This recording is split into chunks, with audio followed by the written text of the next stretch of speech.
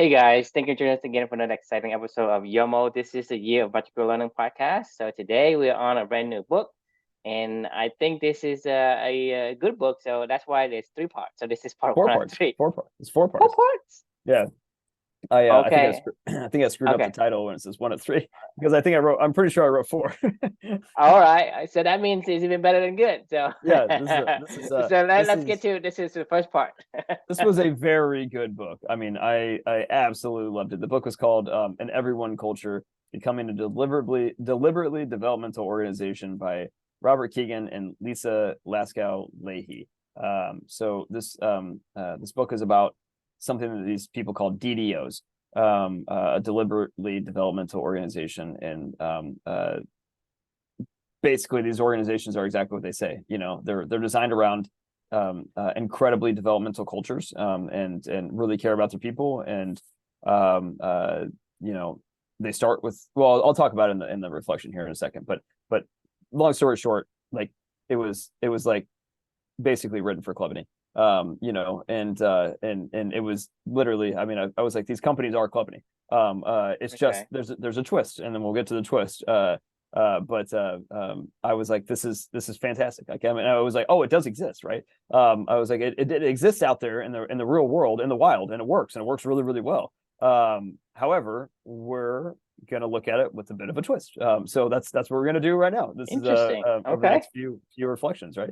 And you already know what the twist is. Like, I mean, I know you're on pins and needles over there, but like you're a part of the club. Hell, this is half. This is about, you know, you and our journey. So, but I'm explaining it to people that don't know, right? So like that's what this reflection's about. So the reflection title for reflection one is VC versus CC. So a venture capitalist versus a culture capitalist, and you go, what the fuck is a cultural capitalist, right? You know, well, I will explain. Okay, so Peter Drucker, as I think you know this Yep. famous Yep. saying, you know, culture eats strategy for breakfast, right? So he's a famous business management guru, Silicon Valley investor, you know, really famous guy. I don't know what he's exactly famous for. Uh, I don't know.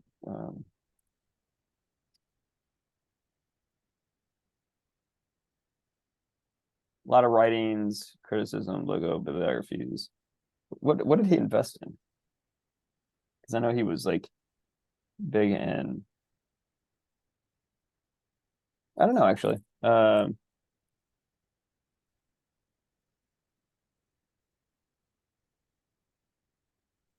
Yeah, I don't know. I've never actually read a one of Drucker's 39 books. Uh,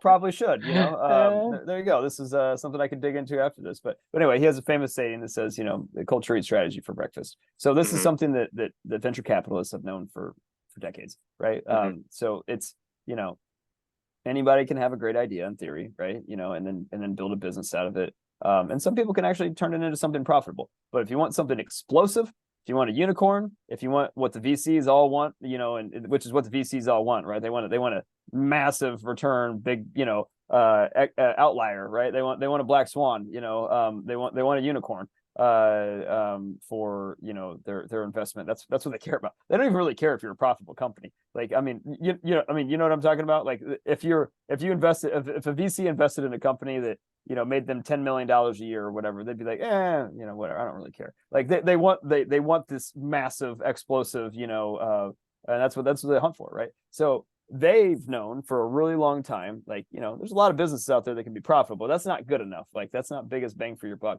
What is the biggest bang for your buck is when businesses take that idea and turn it into some profitability, but then they build a culture around it, and that culture is like, you know, fire. Like, it's just like ignites it, like, you know, and this culture, people latch onto this idea, they latch onto the values of the organization, whatever it may be, the mission of the organization, and it just snowballs fast, and all of a sudden, boom, you find yourself with a unicorn, and all of a sudden they make a lot of money, right? So VCs understand the power of culture. That's why Peter Drucker says, you know, culture eats strategy for breakfast. Meaning, you can have the best strategy in the world, but if you don't have an amazing culture to light that fire and to keep that fire going, you're kind of fucked. Mhm. So we, you and I have explored this and known this for a while.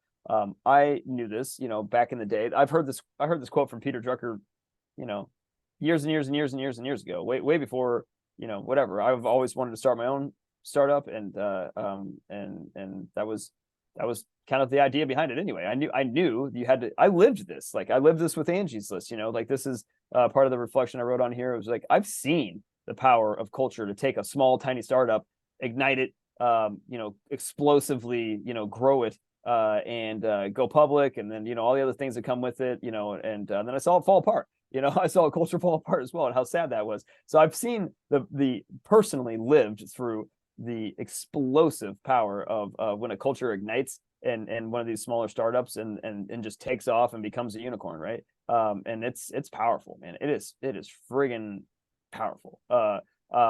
Something I will never forget. Some of my closest friends, it makes you, connects to people, you know, connects you, meaningful relationships, you know, to your work becomes more meaningful. It's just, everything feels good. Like, everything feels right. And I long for those days at Angie's List. I know a lot of my fellow former colleagues long for those same days at Angie's List. We still all get together and talk about it. You know, like how much we miss the old culture, you know, and how much we miss the old days, right? You know, and it sucks because we can't go back to that, right? That culture is dead. It's gone. Now we're there, right? I'm setting the stage with all this stuff, right? So as you know, before you met me, like, I was trying to start my own startup, and I've known this idea, but I always knew that you had to have for VCs, like, you have to have an idea first, and you have to have commerce around that idea first. You have to have product market fit, and then you build the culture. That's how it works, right? You have an idea, you have a product, you have product market fit, and then you build a culture around it. That's it, right? I mean, you agree? I mean, that's how this works. Like, I mean, have you ever seen an example of somebody that didn't go that route in the VC world or any kind of commerce driven activities, culture that's been built?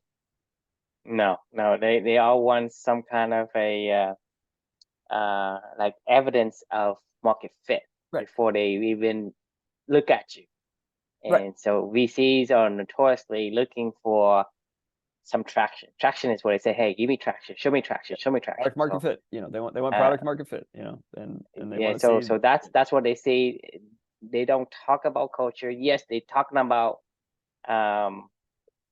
founders and you know, yeah, founders is important, which is, you know, based on the Y Combinator influence. They are now looking at founders and saying, you know, is a founder really committed? Are they putting, you know, their soul in the game, and which this matters. and that? Yeah. But they don't talk about culture. They don't talk about culture. They don't talk about culture. Nobody talks about culture when they're starting out. They say you need to build a culture, maybe, or you need to have values, you need to have a mission, you need to have a purpose, but they don't say, like, you know, your culture will come based off of that, right? Is the implications of it, right? Or is the downstream ramifications of how that starts. But it's product market fit, it's grit, you know, passion and perseverance. That's what they're looking for. The grit of the founders. The yeah, I mean, the ground will always have grass. Yes. Okay, I don't care, right? I don't care what you do. The ground will always have grass. As long as there's dirt, there's always grass. So when you play in the dirt, right, you can either sow the grass you want, or the grass will, you know, find its places in the crevices and will grow. Right. And so culture is the same way. Culture is like, it's not that you can't build a culture. Culture will always a result of people coming together. That's culture, okay? Yeah. And culture is going to say, okay, if there are spaces and there's opportunities and there are chances are, the seeds of grass will flow into the area of dirt and will start to sprout. And so you can either sow the grass you want, or you let the grass grow by itself. That means that you can either sow the culture you want, or let the culture happen on its own, and the culture is there regardless. And it may not be the culture you want, i.e. the grass you want. And so chances are the grass that you never sow isn't the grass you want. Probably not. And that's why most of these because you can't say, hey, you know, this is my yard. Right. St. Augustine will grow on it. Right. Do you think St. Augustine can grow on it? And all you to see is St. Augustine. It's not going to happen. Right. Chances that there's very, very low chances that your whole entire yard is all St. Augustine and nothing else. Right. Just one uniform grass, one uniform culture.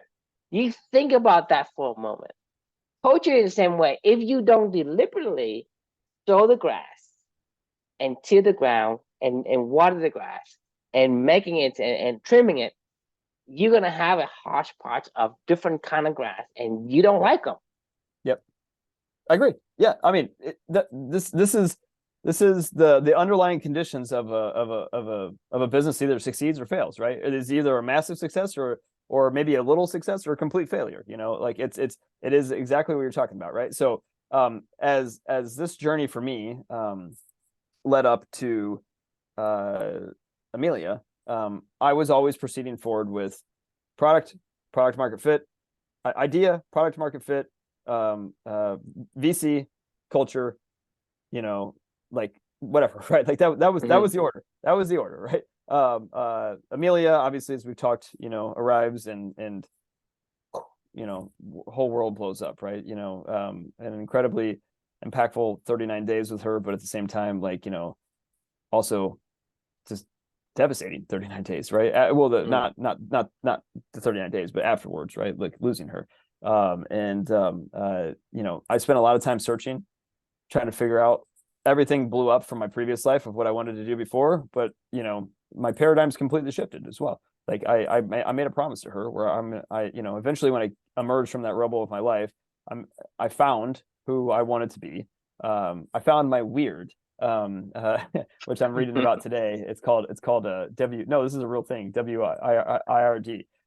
It's a fate, a destiny, particularly in Anglo-Saxon and Old Norse context. It's a it's it's what Anglo-Saxon and Norse mythology about fate or destiny. It's a word called weird. It's like finding your weird. You know, it's supernatural, unexpected. And I'm not going to get into it, but like I loved it. I was like, oh man, you know, finding your weird, right? So you know, through my journey with Amelia, you know, after she left us, like I kind of find my weird a little bit, right? And uh the first thing that I thought of is I'm not going to do this shit like they want us to do anymore. Like I'm going to honor her life and I'm going to do everything that I want to do and live a life full of meaning and purpose, just like she taught me. And that was when I decided to come out from my shell a little bit, you know, and my imagination was flowing again. My creativity was starting to flow.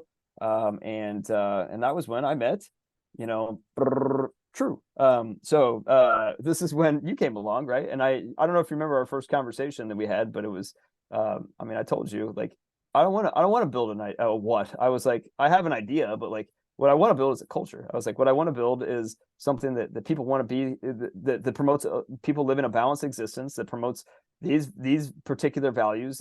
This is the shit that we want to care about. This is what we Mm-hmm. want to do. I mean, this is the first time that we talked. I mean, that was what I said to you, right? I mean, like it wasn't as clearly defined as what we're talking about now, but it was similar. That was what was in my head at the time. It was like I don't give a fuck about building a business anymore. I want to build something that matters. You know, I want to build something that people want to be around, that we want to be, or that I want to be around. You know, that aligns, that'll make my daughter proud. You know, I was like, I don't really care about what we do. So we had an idea of the what, but like, you know, that quickly got thrown out the window within a couple months, and we just agreed to talk every single night about it, and figured, you know, let's figure out what this culture will look like, right?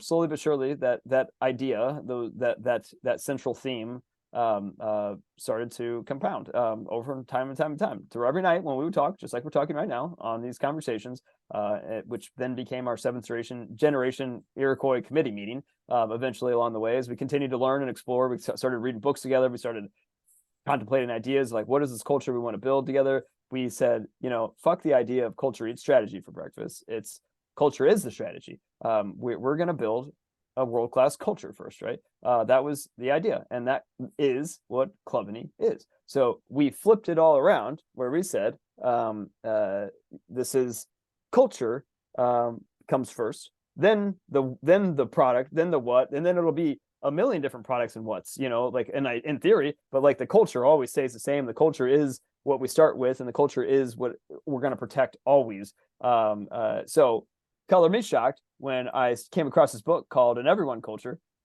which is all about these three deliberately developmental organizations. And, you know, as I've been searching and searching, and you and I have both been searching together about like is this really going to work? Is this possible? Like, to have companies that really just focus on people, and care about the human at the core, and focus on a particular idea and a philosophy, and building a culture, like, versus the actual product, kind of side of everything. The answer is yes. They exist. They do exist out there, and they're very. It was almost uncanny, the stuff that we do, that for our core values quest, and for the activities we do, and the culture that I've been building within our Club and Elite program at work. Like, it was almost carbon copy. You know what one of those companies was, of the three DDOs? Angie's List? No, No, we've read a book about it. about the company. Mm-hmm. Don't tell me it's. Let me pee before I go surfing. No, no, it actually wasn't, but that would have been a good one. No, it was Bridgewater Capital, i.e. Ray Dalio, i.e. Principles, was one of these deliberately developmental companies. Oh, really? Okay. These people studied. Mhm. I don't want anything to do with that culture, but the theory still is But the same, the theory right. still stands, because, like I said before, when you have a yard with a bunch of dirt, right? There is a certain type of grass you want to grow, and you sow them. You say, like, Right. the thing is, let's say I like St. Augustine. Somebody else may not like St. Augustine. And so when I build a Yeah, that's culture, fine. and the grass is nice for me, but people would say, hey, I don't like that grass. So same Yeah, thing with Ray that's Dalio. fine. If Yeah. he built his own, the point is, a cohesive Yes. culture gives you that phenomenal returns Yeah. on your investment. And that's the point. The point of this is this culture. And what we say about yesterday, we learned from yesterday is, um, the I guess the end result of being impeccable with your words, right? It doesn't really happen um, without going through the first step, second step, third step, fourth step. Yep. And no one can foresee and be able to just start out and say, hey, something is impeccable. No one knows that. And you can't say, well, people have followed a certain formulas, and a certain formula works this way and that way.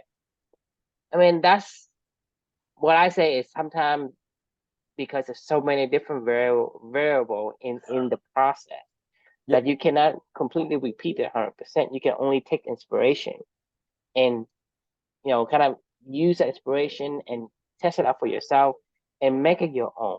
And I Yep. think from the beginning, you and I, when we first met, you wanted to instill these values that you had already, and then you and I started to dream about the day when we have this company, and we talk about we should have a siesta, we should have Right. no What fine does it look like? Yeah. policy, Right. right? Yeah. We start dreaming about this, and to me, I want to point out the fact is that this is something we want to do, but it feels right to us. Yes. It, Yes. it feels like, okay, this is something we want to It's do, and alignment. we're enjoying the process a lot, and eventually this process gets us to where we are today, because we're talking about uh the the actual business itself, and then the business itself said, well, this business, we want to build into this side, this kind of company, where these are the things we do, and the things we do has nothing to do with the company. We're talking Has about, nothing to like, do. right? It has Nothing. nothing to do with the business. It has nothing Yeah. to do with how we make money, because Yeah. we're talking about having a siesta. We're talking about trading. What was it like?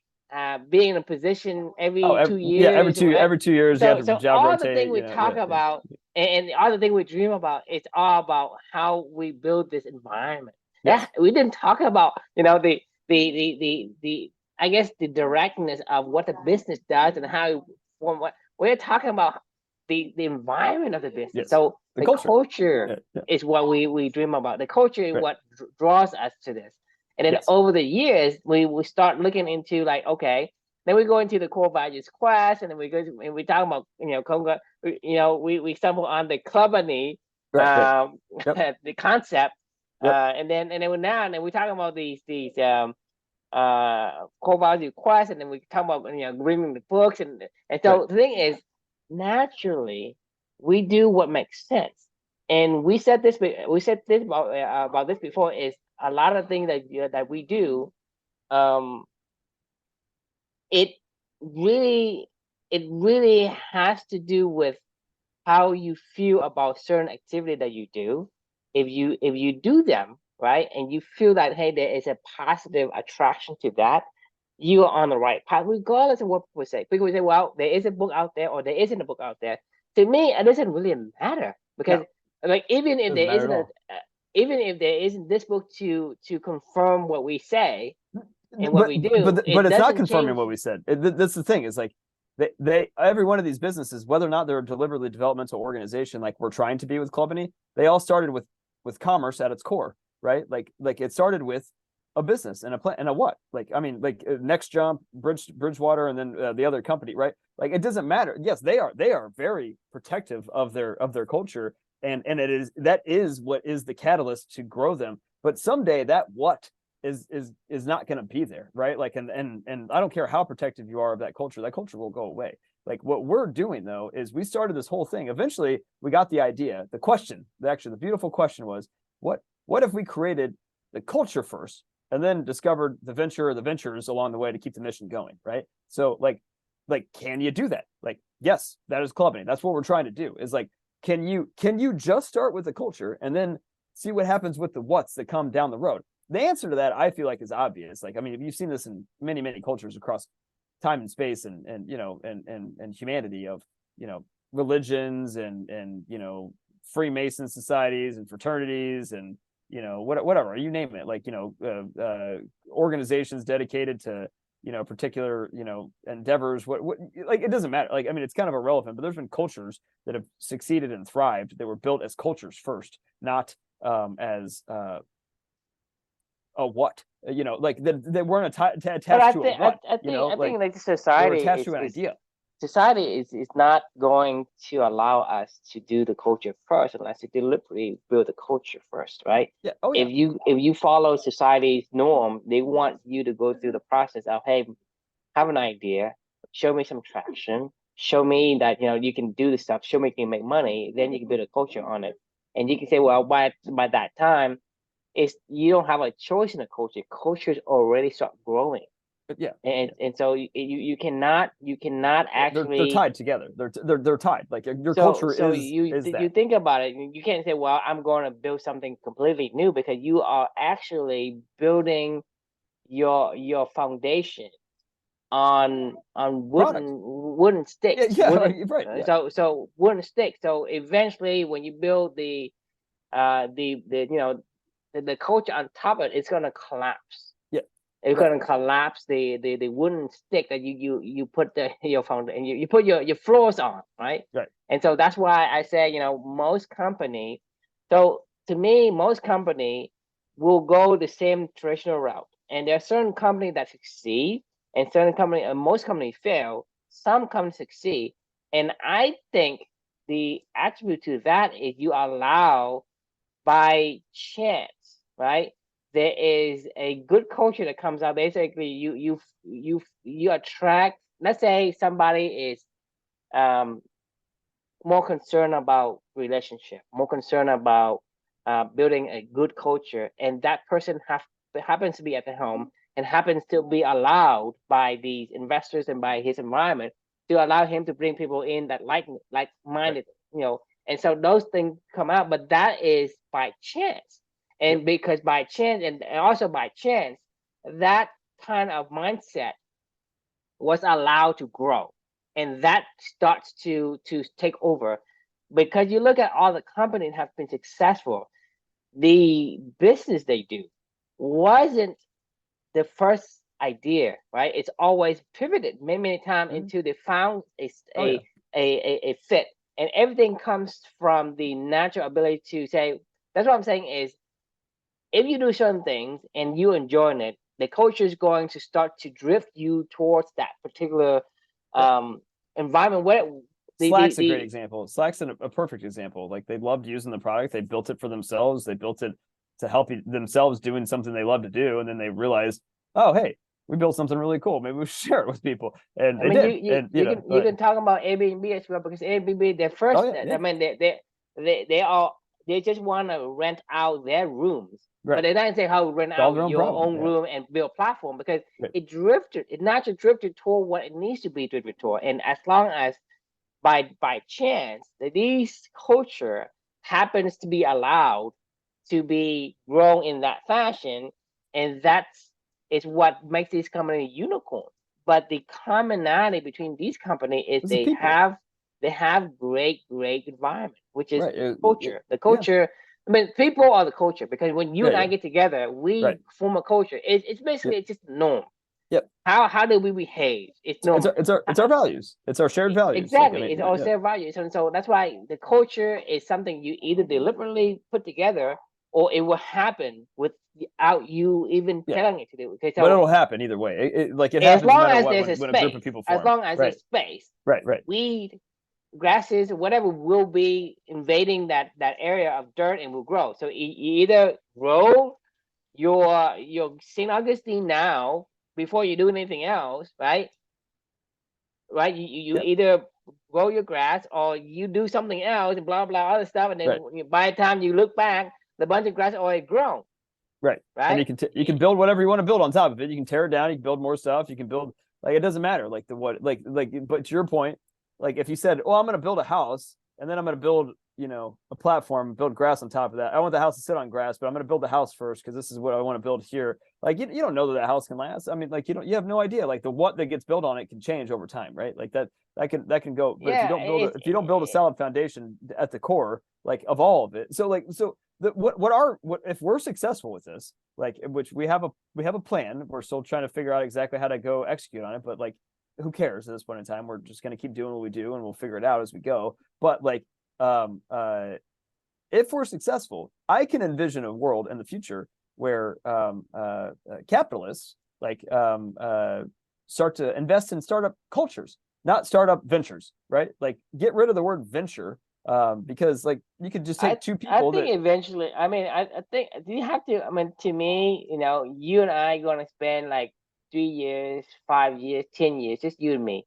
But whenever, but because it's exponential. Because by the time you have another person that's like really into it, it's become the third person, and then it's gonna go right, multiply to like 9 and 27, 81. But these are exponential. This is why I'm saying it's going to tip as you, because what we do isn't like, but like I said, what we do is, it's private. Like no right, one sees these things, and I right, put this thing on YouTube. I mean, we don't advertise it or nothing, right? right. In the beginning, we have like one view, right? But we done this for like two years, 291, two and a yeah, half yeah. years, right? We started getting regular subscriber. Where is it coming Right. from? I But I have no think it's idea. eventually it will tip, and this is the thing is it is. But you and I are having the Fun. so much fun Yeah, doing yeah. I these mean, things, it's right? fun, And yeah. so we don't really want to, even like stop doing what we're doing by, hey, I'm yearning for something else. I'm not Right, yearning for anything. I'm eating cake right now, and so I'm right, just yeah, enjoying the cake. yep. If there more people come, say, oh, so be it. But I'm not saying, hey, I want more people in or what. I mean, to me, this is what I'm aligning with, and I think this is what my life, what my life, quote unquote, life is good, kind of feeling, just Yeah. because I get to do what I want to do. I get to have this peace of mind. I have to have this, um, you know, like I said, it's making me feel like life is enjoyable. Yeah. And to me, that is a reward enough for me to continue to do this until, I mean, I don't know the it's future, it's but sustainable. Like this is the biggest point of all of this is we've been doing this now for 3 years every day for 3 years. Like that's fucking insane. Like, I mean, and we don't get paid for this. We don't even make any commerce. We like the original what's that we wanted to build. Like I have been long gone from memory. Like, I mean, I don't even remember what we started off. Well, I mean, Sport Pass, but like there's been so many what's along the way, and like this is what stuck. Like the YOML, and we've tried other things, but like whatever, it doesn't matter. It's irrelevant. Like this is sustainable is the fucking point. Like of all of this that's the stuff, right? thing is, you and Like I have been doing this for 3 years, right, almost every single day. And I'm telling you right now, the big difference is I have not have wasted a single sweat. I mean, Yeah. it isn't, it isn't work for me. You think Not at about it. all. Yeah. So it's not like, hey, this guy is like enduring these things, and Right. no sweat for me. That isn't. Right. It's a It's single, enhanced our lives is what it's done. It's all it's done is enhanced our lives. Like, I mean, like that, like at least I can say that on this end of the call, is like all our conversations have done has enhanced my life in particular, and we've done that for other people as well, and we're going to continue to do that for other people. Like, and it's I can't, I mean, it blows my mind, some of the people that we've already touched through this whole entire process, like it's really mind-blowing. Like, I mean, if you talk to any people on my team, like they will tell you, like, I don't even care if we're successful outcomes with what that we're doing on our team. They all know that, like, and they know that I don't care. Like, but what they do know is they're like, Chris, like, I'm a different human being than I was when we first started these things, and I feel more in control of my life. I feel more. I don't want to leave you guys. Like, like I don't want to like leave this culture, these other people that I'm around. Like, I don't want to. Like, I mean, I might have to because I don't maybe I'm not that successful with the what that we need to do or something like that, or whatever. But like, but that's the saddest part about it, right? Is like if we do this the right way, those people don't have to leave. We can just say like, hey, look, the what that we tried, to do, your role in it wasn't great. Go build your own thing. Go But I do think whatever you want to do. Like, I the don't thing care. is, from my perspective, we are already massively successful because I can Yes. tell you, right? This is the life that I want. Because yesterday I mentioned Shield, right? We're Mhm. talking about I'm sleeping better. For me, it's like the stress level from before to now is like because I have learned the one for train. It's Yep. like nothing gets to me. I mean, I have like million things thrown at me. It's okay, I'll juggle it. Like Whatever. Yeah. I mean, I'm Yeah. an expert at juggling it now, Yeah. and like I mean, I have become healthier. Yeah. My mind has become more at peace, right? And so, and you can see the transformation through the videos. Look at me in the beginning and look at me Yeah. now, right? So Yeah. there's a big difference. So that to me is, I mean, I don't know what do you pay for that kind of transformation. I mean, you're talking about for Yeah. me, I have this I don't know. diabetes where is like so severe that I'm like in pain every day, and it's just fucking sucks. It hurts, and it's to me it's pressure, it's stress, whatever. It's everything. Is my life really sucks, right? Right. But you look at me now, I'm complete. I mean, to me, like if you think about, hey, let's give Steve Jobs the ability to, hey, you don't have pancreatic cancer anymore. What will he willing to pay? I would say he will pay everything, all his fortune, to not have pancreatic cancer. After reading his book, I actually don't know the answer. I don't know the answer. I don't know that I could give him that answer. Because I think that I think you will have a different perspective if you have come across a certain disease that a chronic disease. Like, I mean, I have a chronic disease Mhm. that is bad, but not as bad as him. And I guarantee you, I would do anything, anything. I would do anything in my shoe. I would do anything, Oh right, yeah. to I get rid of it. And I it, guarantee you that because he has pancreatic cancer, which is like 100 times worse, he will. you're probably right. I I mean, can like, attest to that because you don't understand yeah. it until you get told. People Oh, I can have tell a me, chronic disease. True. I have a chronic disease. It's not celiac. It's my daughter's not here. Like, I mean, like I have that's a chronic disease. It affects me every single day in all the so that's what I'm aspects of my saying life. is that's what I'm saying. You Yeah. are willing to switch Yeah. I would to change do anything. Yeah. 180. Yeah. For You sure. 180 because of that, right? Yeah. That means that you would I give understand. Yeah. anything else to have her back, wouldn't you? Yeah. Of course. I mean, like, I don't even think that's even So a that's not debate. even. So yeah. I mean, Yeah. it's Right. not even a consideration. You say yes right away. You don't even consider. That's what I mean. Right. This is what I mean Yeah. because we both people don't understand this until they have actually have one of those things. Right. So when I say I would do anything, I mean anything, and I'm serious about that. Yeah. And so I I think believe it. it's I mean, like I say there's no amount of money, right, that would be able to give you this kind of transformation, because this transformation to me, it is something, it's to me that I feel so fortunate that I have found it. it's a deliberate. We are a deliberately developmental organization. We are developing. Like, you know, I mean, like, look at where we started to where we are right now. Like, I mean, I know you feel the same way that I feel. I mean, this is probably just the same words you would speak out of your own mouth, but like, I mean, I feel so much more in control of my understanding of who I am and who I want to be in my life. And in particular to honor my daughter. Every single moment of every single day, I feel like is on purpose a lot of times. You know, I mean, sometimes it gets a little out of whack. Like I've had some spells where I feel like, you know, I've let things influence me, you know, in ways where, but I'm so quick to recognize it now where I'm like, I know what's happening. Like I'm going to stop this now. Like, you know,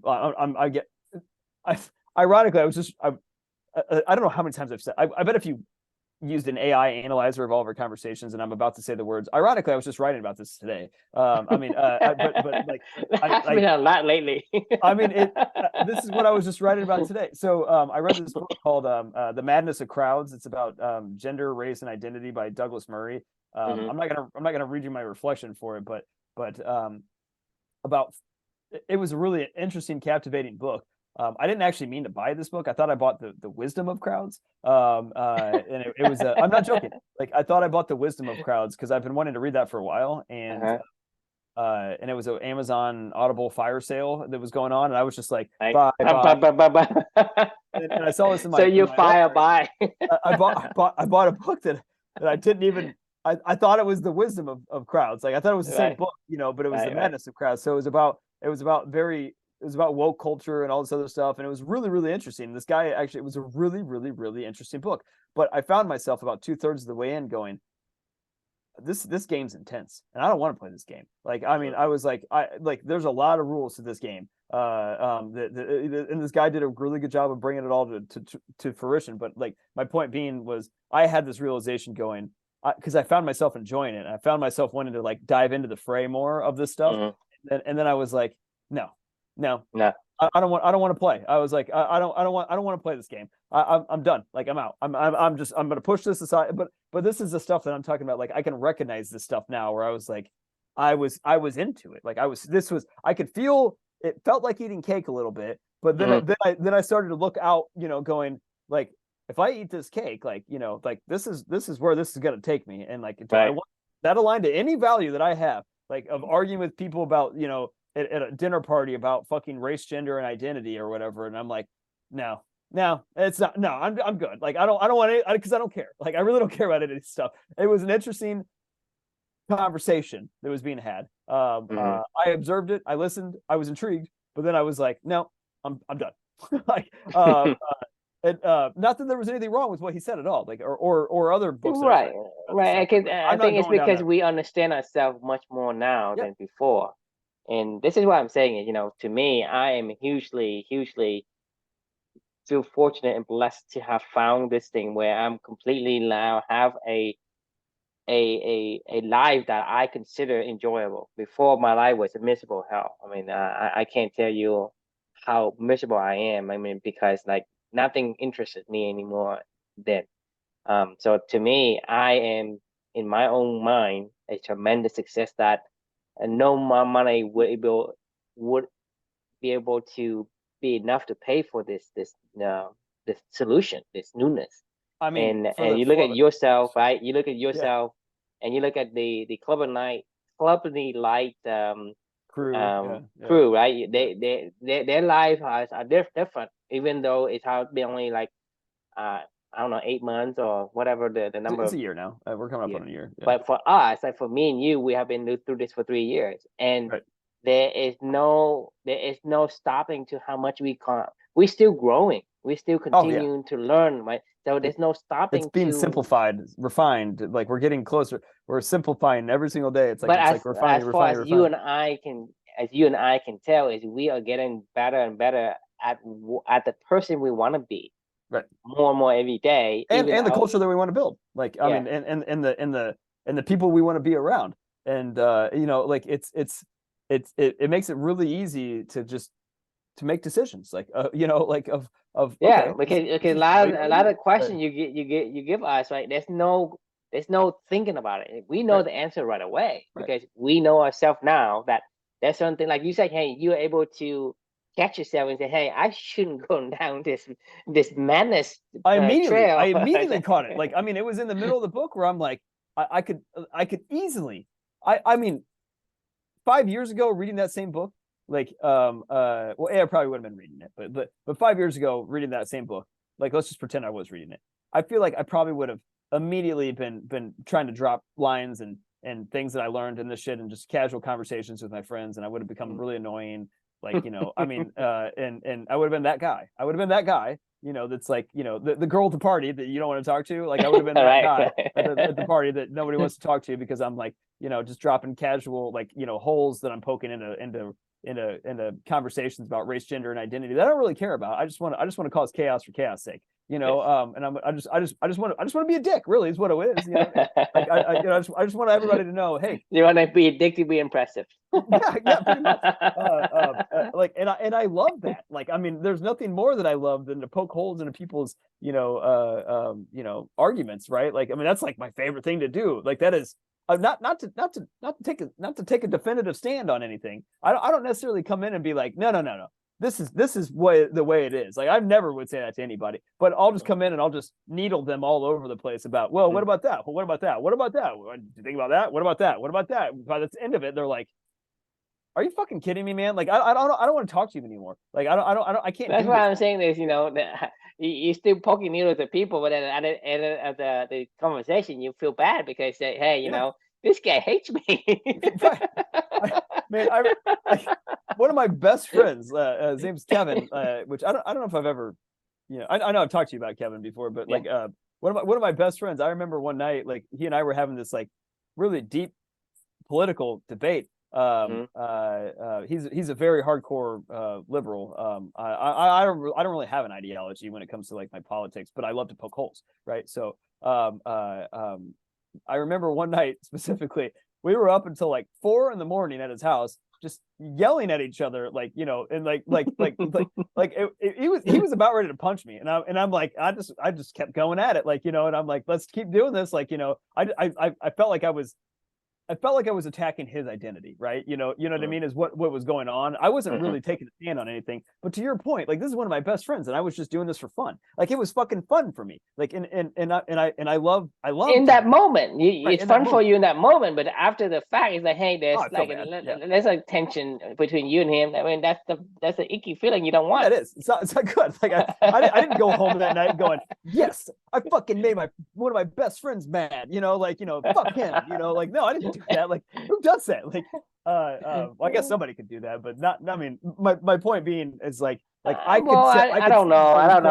It's probably gonna be pretty rare person that could do that. Right. I mean, a psychopath is what that would be. But my point being is like, back to this whole entire stuff. We've been building a deliberately developmental organization at Clubney for the past, well, I would say at least 2.5 years. I mean, the first 6 months was kind of exploratory as to but to it's get a start. It's a start. It was a start. Even in the beginning, when you and I first get together, you had this list of core values. Hey, this is what I want a company to be. You come out and say blah blah blah. Hey, I want this. I want this. I want this. I mean, that is a start already, because then in the beginning you don't recognize what it is. You say, hey, this is the kind of environment I want this company to be. So to me, that is Clubney. We just didn't call it Clubney. We didn't know what it was called. Do we still have that document? I don't actually know. You have that document. You had document in Evernote somewhere. The first meeting. Do you remember? I'm gonna see if I can find that. Yeah, it's somewhere in July. Because that's July or August of 2020. And you showed David the same slide, the same Evernote. When you met him. Oh yeah. I think this is it. Yep. See. I think this is exactly like we even had like yeah, we even wrote down ideas like daily what to focus, traditional no formal work begins until 12:30, like here's your daily expectations, like, I mean, yeah, I mean, we kind of did this a little bit, this is culture, this is Clubney, right. Oh, it says it right there, at its earliest form, we just didn't know what to call it. Right, right. We just have an idea of, because the thing is, like I say, Yep. you had a vetted business idea, Sport Pass, but we get together, we don't really talk about Sport Pass No, that much. no, not at all. For the first like 3 weeks, I mean, we agreed like we're not going to talk about this at all. Like, I mean, that we're I like mean, we're we just going to talk talk about very it. little about it, and we just so we get together. We say, hey, what happens to USDA and what contract, what's the status, Right, right, right. and then we talk about the like work stuff for like maybe 20-30% of the time we met, Yeah, and the rest yeah, we're yeah, talking yeah. about like, okay, after that we're talking about other fun, quote unquote, fun stuff to us, Yep. which is the environment that we would imagine are the future of this thing gonna be. It's That is wild. the earliest version of company. We just didn't It know what to call it until later on when we say, hey, we want a culture that we want a company that does this, but we're also doing this thing, and then it's like a company and it's like a club, and then Nick will say, well, how about call them company? we're like, that's Okay, it. That made that's sense. it. Like okay, like we have a name, like for it, like no, it's been a wild journey to even get to this point in time. But like this book was freaking awesome. I was like, oh my god, like these companies, clubbing exists out there in the world today. It's just tied to a for-profit commerce business venture. Like, take away the business venture. Like what would have happened if I would have met you the first time and I said, I don't have any idea of what I want to build, Drew. But here's the culture we're going to build.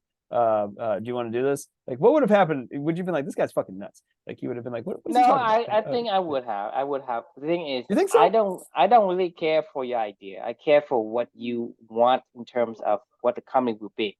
Because I was at that stage where I'm looking for. Because I told you, Fair I enough. have so many different people come to me asking me to be CTOs because I have a technical background. I say no because I don't like how they. I mean, I don't like how they run things. Right? Right, They right, run things so dry and so like it's all business. right. I shy away from it. But when you get to me, you're talking about these things first, right? I mean, I'm like completely like, okay, I'm aligned with it, and I'm completely drawn into this vision, and I start dreaming myself. And so if you come to me because if you come to me and you're talking about the dream of a place where you and I get to do certain things that jive with what I'm looking for, yes, definitely. And the only reason why you and I hit it off, when we met, is because you and I were at a similar mind Yeah, yeah, state of mind, yeah. where we I were wasn't in trying to make life. fucking money. I didn't give a shit about what we were building. Like that was so far from my mind at that point in time. Like that my that went out the window the day that that Because I the thing lost is, my daughter. I dream of a day where I go into the office and we don't do any work until 12:30. We don't have this this basically like these strict policies of Yeah, do certain bullshit things tasks just you have to do. because Like somebody made up something, right, right? We did because we wanted to, right? and right. and we want to, I imagine those things. So none of my dream has anything to do with bags and bags of money. Right. None of it. All my Yeah. dreams is about having fun with the people that have similar mind, and so Agreed. that's what I imagine. So like when I imagine about money, so that's the thing. That's what draws me to. So I think we would have hit it off if you had positioned yourself as same way you did, but without the idea, it would still would have hit it off. It's just Fair that enough. Well, I mean, it, it makes sense now in retrospect. Obviously, like yeah, I could see that working as well. And that's what we want to do anyway. Like that's what we always want to do is build a culture. Like we finally were able to put language around what we're trying to do. Like eventually through trial and yeah, error and years and years and years of it's an conversation. image Yeah. of Right. where we want to be, right? For me, it's an image of where I want to be. It's that I want to Right. be in this place where these people is doing these activities with me. That's what I dream of. This is what I start when we start, meeting. I'm like dreaming of the day when we are able to do this thing. I go into the office, I chit chat with my friends, having coffees and playing ping pong and doing whatever. And then, okay, what do I want to do for the next 2 hours from Yeah. 11 to Do 12 or my whatever. deep work for a And couple then after hours, that, we and go do whatever, right? yeah. We're talking about siesta at the end of the day. We're Right. talking about rotating the roles every 2 years. I mean, Right. to me, it's like that's what that's what I dream of. I don't dream Right. of, hey, boatload of money, having bank accounts in my bunch of money in my bank account, having car. None of those images of cars, money, and lifestyle, whatever, comes into mind. It doesn't, right? Yep. So that's what I'm saying is what I dream about is very, very common. It's very mediocre. Agreed. For anybody out there listening to this conversation, this book, if you care about shit like this and you care about culture and you care about being like around the stuff that you get having the feeling that True's talking about, read this book, then read The 9 Lies About Work, then read Marcus Buckingham's both of these. The next 2 books are Marcus Buckingham's. It's called Love and Work.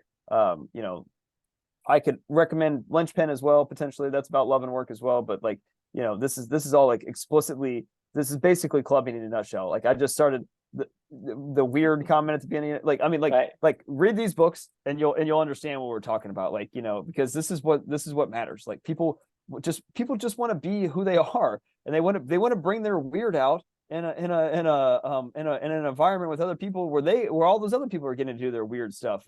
Like we get just from day one, from fucking birth, we get shoved into these classrooms and people tell us what we're supposed to do, and who we're supposed to be. And all you gotta do is just work harder and harder and harder until you figure it out. Put in your deliberate practice, put in your 10,000 hours, do all this bullshit about stuff that you don't even like to do. Like, and like, I mean, and on the side, you have stuff that you do actually like to do. You're like, well, I can't do that. Why? Like, I mean, we don't ever teach people how to be themselves. Like, I mean, the one thing that you should be an expert in is your fucking self. Like, I mean, in what world, how is there not a course in academia from K through at least 12 where it's like, the course of you, like, you know what I mean? Like discovering there's a you, bunch of course. There's a bunch of course about how to be this and how to be that. But a bunch of course on how to run uphill.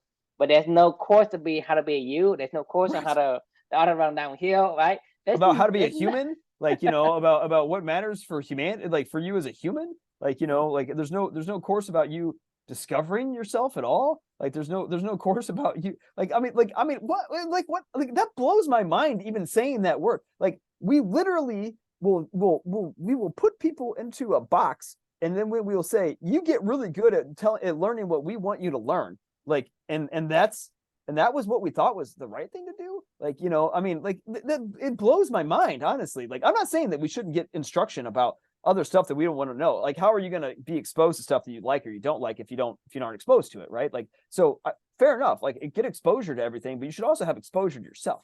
Like, I mean, but to me, I don't think that's going to be a problem because in our life we have to do something, and if you are happy with what you do, you already met the calling, the weird. You already have you weird, right? Yeah. Because as a human being, you cannot do nothing.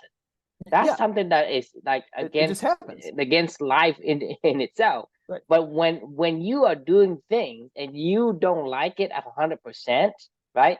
Not like, oh, I'm 80% or 90%, or like what you say, hey, you love to poke holes, but at the end of the poking hole, you feel bad because you just like. You just like trash your friend, right? Yeah. Like an asshole. So it's not 100%. Yes, you do enjoy half of it, but the other half was shitty. And so when you get to the point where everything was so good that there's no downside to it, you have found your weird. And I think that you don't have to try different things. As long as you haven't found it, just continue moving on. Keep moving on. Move forward. Yes. When you move forward, something will fill that space. And that space, you need to decide to say, hey, this fits or this doesn't fit. The problem is that because you have the faculty to endure and to continue to take shit, to eat shit, doesn't mean you should, right? Because the thing is, you have the capacity, as a human being, you have the capacity to say, I don't like this job, but I can do it, right? Right. But you're not happy about it, but you can do it. And the mistake is that you don't quit that job and you don't move forward. So you stay there for Well, because you 50 don't know years. you don't know who you are. You know, where else are you going to go? You're like, well, what else do I do? Like, you know, I mean, you're like, you don't know. Like, you've been given no skills to the stuff that I was just talking about of quickly recognizing in a while reading a book. You know, shut this thing down. Like that skill set, like is not taught at all. If anything, like most people are taught like, oh, like, you know, go deeper into that, like, you know, like go explore that further, go get angry at everybody else Yeah, if they don't, learn how like to go enjoy the suck. right, or Learn just how to enjoy the suck, right? or go back into the fray and make sure that everybody knows that you are special, you know, and that you need to be treated differently. But they don't know why they're special, but like they know that they're special. Like, you know what I mean? It's like, no, like I don't need to be treated differently. I just want to know I'm going to act differently because I I know mean, you what I can want. ask to Like, be treated special, but no one can treat you special because no, human nature is still gives a human fuck. nature. Yeah, I don't give a fuck who you are. If I no, don't think you're special, I ain't treat you special. right. Only if I think you're special. It's not up to you to decide to ask me to say, hey, you know, you need to treat me this way. I don't fucking care, right? I don't fucking care who you are. If All I right, all right, don't feel hang like on, it, I don't feel like it, right? pause, because I just said we're not getting into the fray on this one, but we are. So I'm done. No, we're out. I'm out. All right. I got to go to bed too, anyway. So all right, that was fun. Part 1, part 2, 3, and 4 coming in the, you know, next couple days.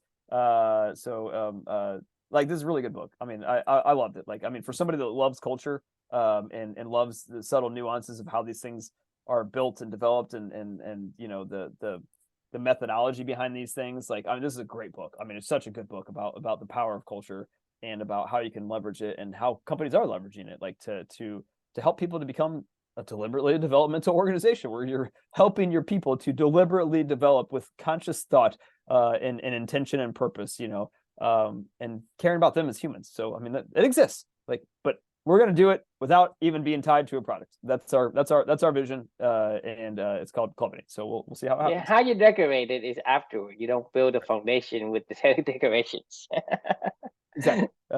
Agreed. So anyway, so the question we can leave for everybody is what would happen if you stopped investing in ventures and started investing in cultures instead in the future? So I actually can envision a cultural capitalist in the future where they're like, man, Chris and True, like, what if I just gave you guys, you know, couple $100,000 to go sit in a room for 3 years, you know, or something like that, you know, and figure out what culture you guys want to build. You guys got some good ideas, you know, like, and I'd be like, oh, okay, yeah, well, that sounds great. Like, you know, like, you just want me to go envision the workplace that we want to build, and you know, yeah, eventually some what's will come out of it. It will come out of it because I right, guarantee you, I cannot sit still. I don't yeah. care what I do. If I do something that is aligning with what I like, I sit there like 24 hours and I do that. And I've done that before, right? And so for you, you probably like, hey, if you get to play pickleball all day, you can play pickleball all day. I mean, you're even coming to this thing late because you didn't, you know, you lost track of time. So that's what I'm saying is the true key. We are so addicted to the things that makes us, you know, enjoy our life, and that is going to produce a lot of values. Massive values. Like the if you want to know if you love something, like whenever you lose track of time doing something and then you look up and you're like, shit, like, you know, like that's, and this is not like, the first time either. Oh, this happens all. Honestly, the only reason it didn't happen before was because I had to like set my alarm to like alert me, like, and I'm like, oh, like, you know, it's like sad. I'm like, oh fuck, like, you know, I gotta go home, like, you know, like, this sucks, like, and that's, to me, is the clear evidence of what aligns and what doesn't align. Agree. Yeah. No, it's fun. It's a ton of fun. All right, I'm gonna go to bed because that's important. Number one is Shield, right? You know. Shield. All right. So we can we'll see you all tomorrow night, and thanks for joining. Yeah. See you.